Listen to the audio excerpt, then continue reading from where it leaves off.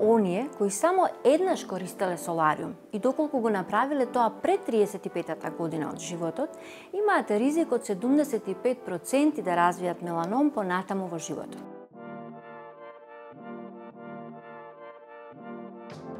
Кога зборуваме за штетното влијание на УВ зраците, не смееме да заборавиме дека покрај сонцето, како природен извор на УВ зрачење, постојат и така наречени вештачки извори на УВ зраци.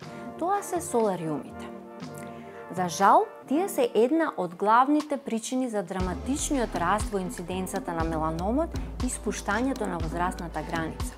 Се смета дека токму култот кон сончаниот ден и солариумскиот бум во 80-тите е виновен за фактот што сега најчест карцином кај жените помеѓу 15-тата и 29-тата година е меланомот, како и водечка причина за смртност во оваа возрастна група. Дури и најретката форма на окуларен меланом е почеста кај лица кои користеле солариум пред 20-тата година од животот. Неколку минути во солариум ве изложува на интензивна УВ радијација која е 10 до 15 пати посилна од пладневното сонце и одговара на УВ индекс 36. Покрај ризикот за меланом, солариумите го зголемуваат ризикот и за другите немеланомски карциноми, базоцелуларен и сквамоцелуларен. Фотостарењето е исто така неминовно.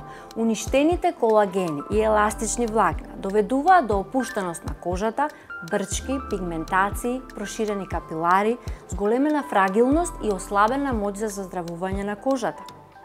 Одењето на солариум нема да ја подготви вашата кожа за летните одмори.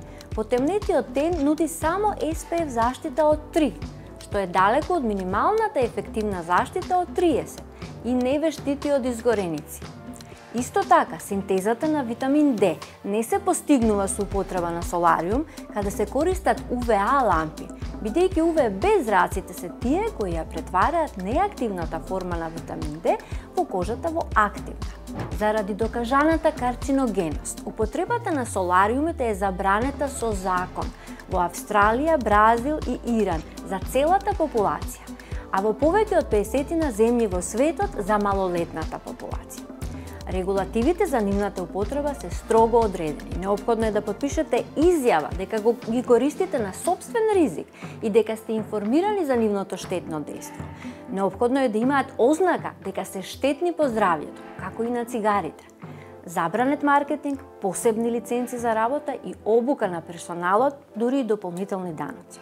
Запомнете, повеќе луѓе развиваат карцином на кожа поради употреба на солариум, отколку рак на бели дробови поради пушењето.